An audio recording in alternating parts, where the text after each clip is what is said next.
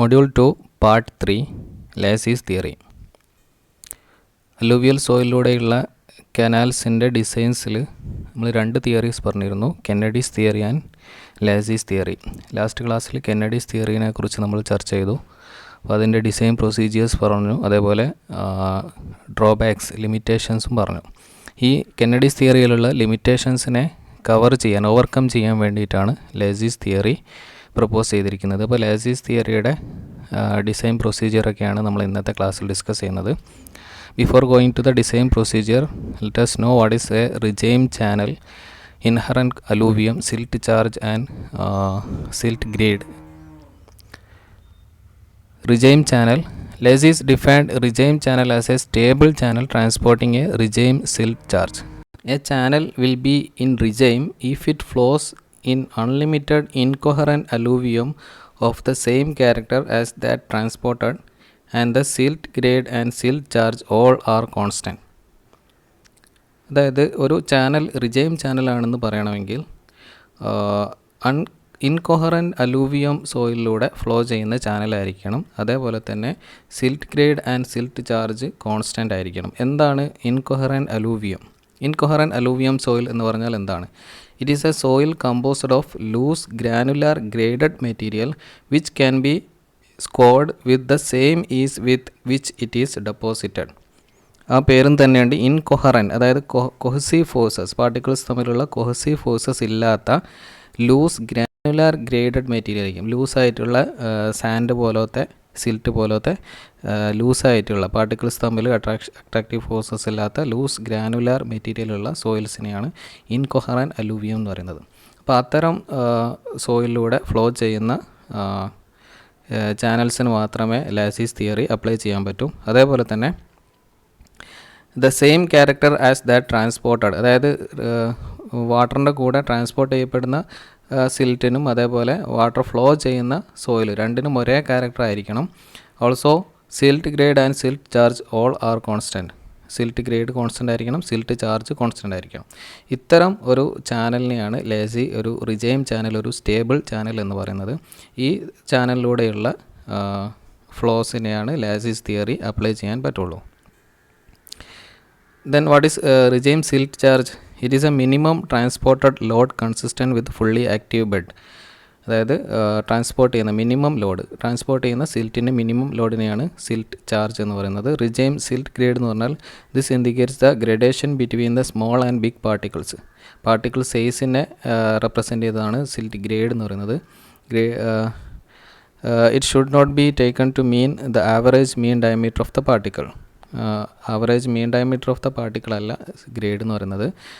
സിൽറ്റിൻ്റെ small പാർട്ടിക്കിൾസും big പാർട്ടിക്കിൾസും തമ്മിലുള്ള gradation, ആ ഒരു ഗ്രേഡിനെയാണ് റിജൈം സിൽറ്റ് ഗ്രേഡ് എന്ന് പറയുന്നത്. അപ്പോൾ കോൺസ്റ്റൻറ്റ് ഗ്രേഡ് ആയിരിക്കണം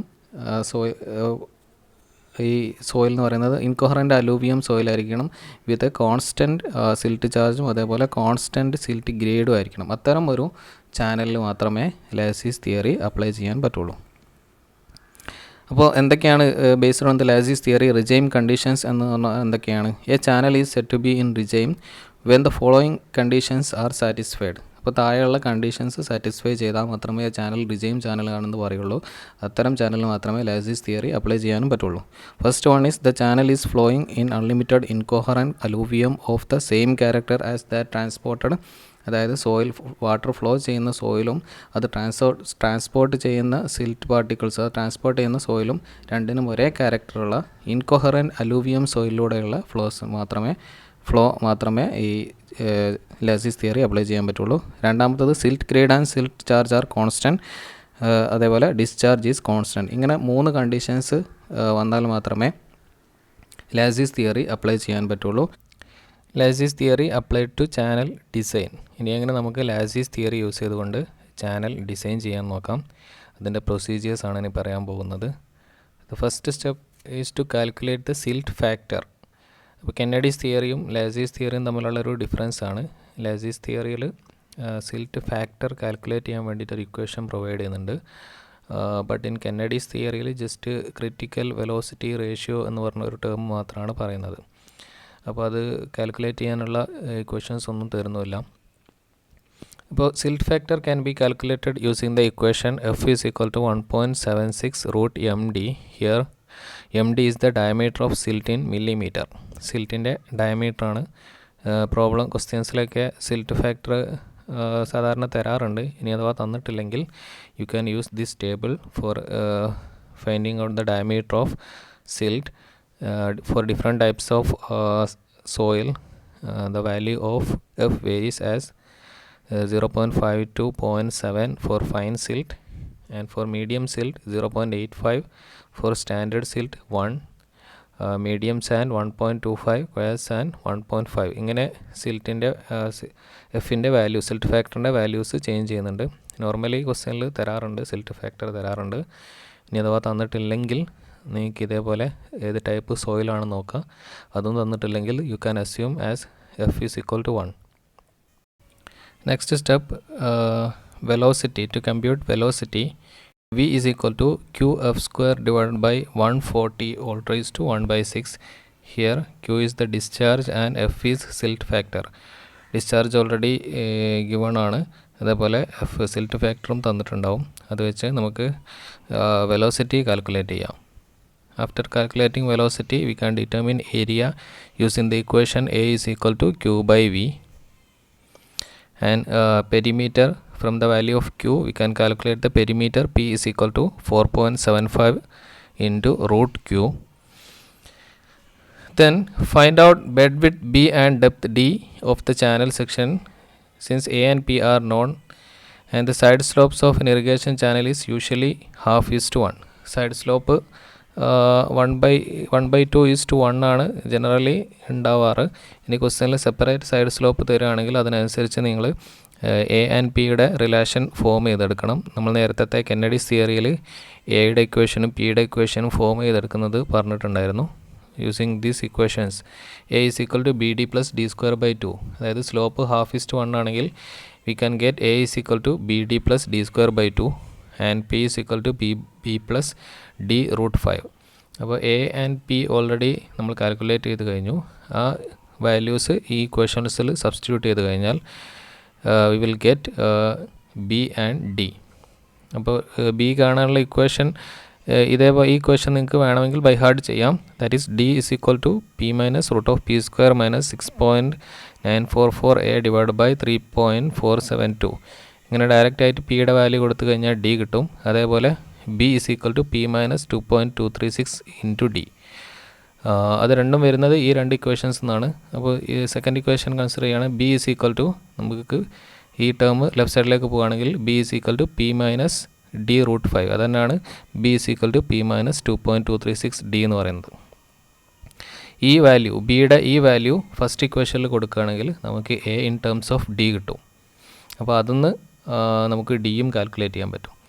അപ്പോൾ ഈ രണ്ട് ഇക്വേഷൻ പഠിച്ചു വെച്ചാൽ മതി. എ ആൻഡ് പി, അതിൽ എയുടെയും പിയുടെയും വാല്യൂ കൊടുത്തു കഴിഞ്ഞിട്ട് ഏതെങ്കിലും ഒരു ഇക്വേഷൻ ഏതെങ്കിലും ഒന്നിൻ്റെ ടേംസിലേക്ക് കൺവേർട്ട് ചെയ്യുക. ഒന്നെങ്കിൽ ബീൻ്റെ ടേംസിലേക്ക് കൺവേർട്ട് ചെയ്യുക, അല്ലെങ്കിൽ ഡീൻ്റെ ടേംസിലേക്ക് കൺവേർട്ട് ചെയ്യുക.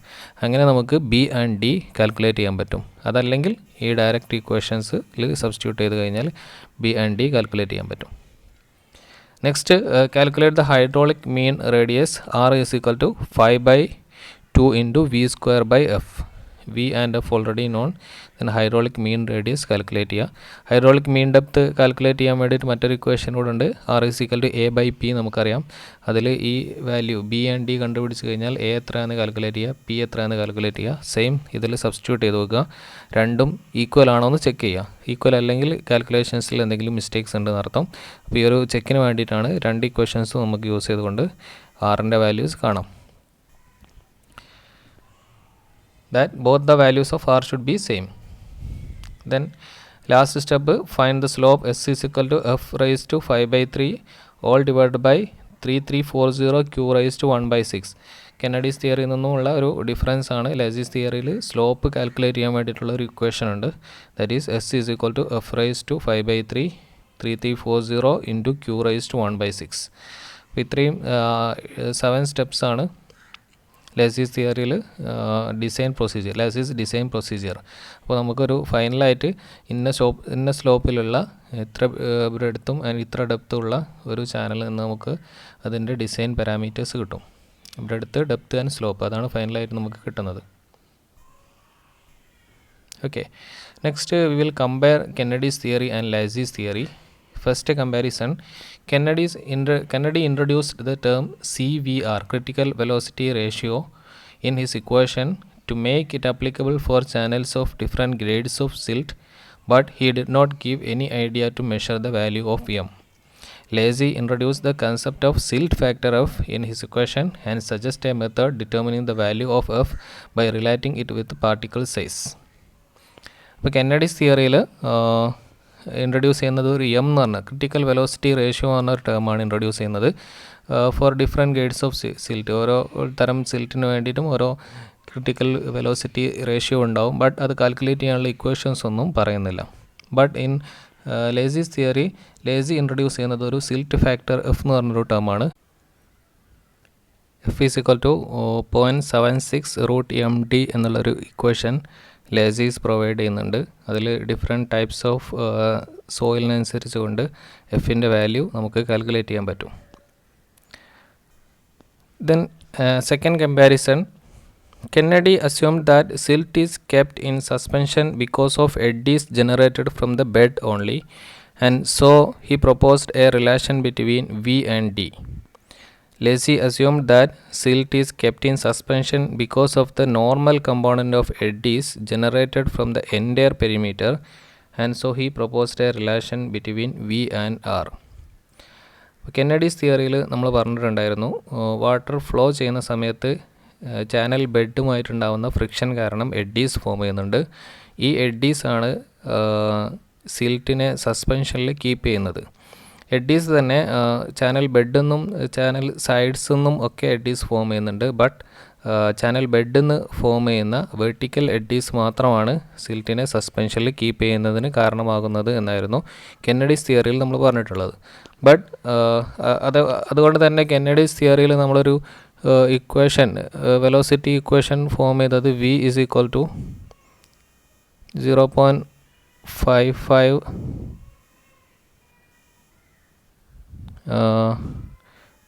into M into D raised to 0.64. That is V is depend on the depth only. Bed എന്നുള്ള ഹൈറ്റ്, അതായത് വാട്ടർ സർഫസിലേക്കുള്ള ഹൈറ്റ്, ഡെപ്തിന് മാത്രമാണ് വി ഡിപ്പെൻഡ് ചെയ്യുന്നത്. And critical velocity ratio am also. But in Lacey's theory Lassie assumed that silt is kept in suspension because of the normal component of eddies generated from the entire perimeter. ഫുള്ളായിട്ട്, അതായത് സൈഡിൽ നിന്നും ബെഡിൽ നിന്നും ഒക്കെയുള്ള Eddie's ഈ സസ്പെൻഷനെ സിൽറ്റിനെ സസ്പെൻഷനിൽ keep ചെയ്യുന്നതിന് കാരണമാകുന്നുണ്ട്. അതുകൊണ്ട് തന്നെ he proposed a relation between V and R. V and R വെച്ചിട്ടുള്ളൊരു റിലേഷനാണ് ലേസി പ്രപ്പോസ് ചെയ്യുന്നത്. Actually Lacey's equation Lacey provide ചെയ്യുന്ന equation V is equal to √2/5 into FR. അതേപോലെ മറ്റൊരു equation AF square is equal to 140 V raised to 5. ഈ രണ്ട് basic equations ആണ് ലേസീസ് തരുന്നത്. അപ്പോൾ ഈ രണ്ട് ഇക്വേഷൻസ് നിന്നാണ് നമ്മുടെ കാൽക്കുലേഷനിൽ നമ്മൾ ഫോം ചെയ്തിട്ടുള്ള വെലോസിറ്റിയുടെ ഇക്വേഷൻ ഡിറൈവ് ചെയ്ത് വരുന്നത്. അതിൽ ഡയറക്റ്റ് ആയിട്ട് ആറോ ആയിട്ട് റിലേഷൻസ് ഒന്നുമില്ല. ബട്ട് ഈ ഇക്വേഷനാണ് ബേസിക് ഇക്വേഷൻ. നമ്മൾ നേരത്തെ പഠിച്ചിട്ടുണ്ടായിരുന്ന ഇക്വേഷൻ എന്ന് പറഞ്ഞാൽ QF square by 140 all raised to 1/6 is equal to V എന്ന് പറഞ്ഞാൽ ഇങ്ങനെയായിരുന്നു പഠിച്ചിട്ടുണ്ടായിരുന്നത്. അപ്പോൾ ഇതിൽ ഡയറക്റ്റ് ആയിട്ട് ആറുമായിട്ട് റിലേഷൻ ഒന്നുമില്ല. ബട്ട് ഞാൻ നേരത്തെ പറഞ്ഞ രണ്ട് ബേസിക് ഇക്വേഷൻസ് എന്നാണ് ഈ ഒരു ഇക്വേഷൻ ഡിറൈവ് ചെയ്തെടുത്തത്. So in Kennedy's theory V is depend on D depth only, but in Lassie's theory V is proportional to R hydraulic mean depth.